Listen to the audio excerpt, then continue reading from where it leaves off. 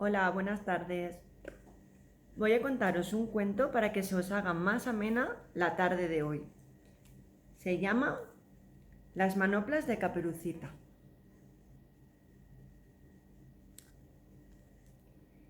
Y dice así: hacía un frío asombroso. Caperucita había buscado un jersey de lana y una bufanda roja, y las manoplas, una para cada mano. Se tapó bien las orejas y salió brincando hacia el bosque. Pronto paró de saltar. Un viento feroz la empujó tan fuerte que acabó rodando patas arriba. ¡Blam, blam, blam! ¡Qué daño! Caperu se levantó de un salto y sin una sola lágrima como las niñas valientes. Vamos, Caperu, que la abuela está esperando. Estaba terminando de decirlo cuando ¡plin! Un copo de nieve le besó la nariz. Levantó la cabeza despacito y ¡plim, plim, plim! Un montón de besos de nieve le enfriaron la frente. Uno se le colocó en un ojo. ¡Qué extraño!, dijo Caperu mientras se ponía su caperuza. Si en mi cuento nunca nieva. Cris, cris, cris sonaban las botas rojas de Caperu en la nieve, que ya casi le llegaban a las rodillas. Así era imposible brincar y recoger flores aún más difícil. No había ni una, solo nieve por todas partes. Mirad, está todo nevado. Entonces Caperu se dio cuenta de una cosa. Se había olvidado la cesta con miel y los pasteles. ¡Qué extraño!, dijo. Nunca se me olvida la cesta. ¿Y ahora qué le llevo a la abuela? Vamos a ver. Corre que te corre.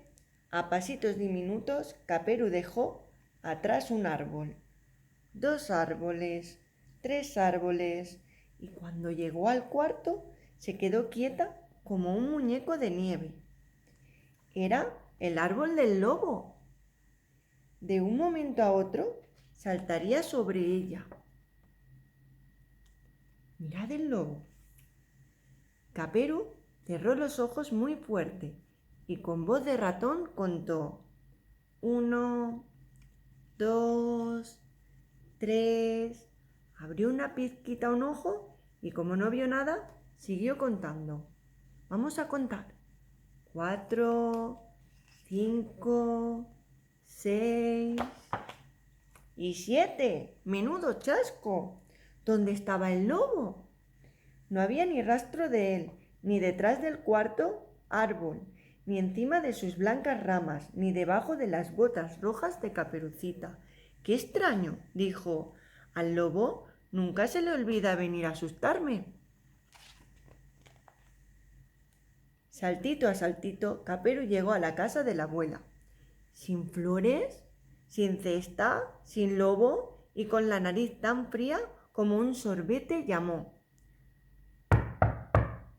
Abu, soy Caperucita, ¿estás en casa? No se oía nada. Abuela, ¿puedo entrar? Qué extraño. Abu siempre contesta. Caperu se acercó a la ventana, pegó la nariz al cristal y lo que vio fue tan extraño que los ojos le pusieron como pelotas y la boca se le abrió de sopetón como un hipopótamo. Estaban todos allí dentro: la abuela, el lobo, el leñador, las flores, fijaros, y hasta la miel y los pasteles. Vamos, Caperucita, te estábamos esperando, dijo el lobo, mientras sorbía una taza de chocolate. ¿Pero qué hacéis aquí? ¿Qué pasa con el cuento? ¿Que no te has enterado? Ha llegado el invierno. Con este frío no hay manera de contar nuestro cuento y la casa de la abuela es la única que tiene chimenea. Así están más calentitos y pueden tomar té con chocolate. ¿Veis? Qué extraño, dijo Caperu. Nunca me había apetecido tanto un chocolate caliente.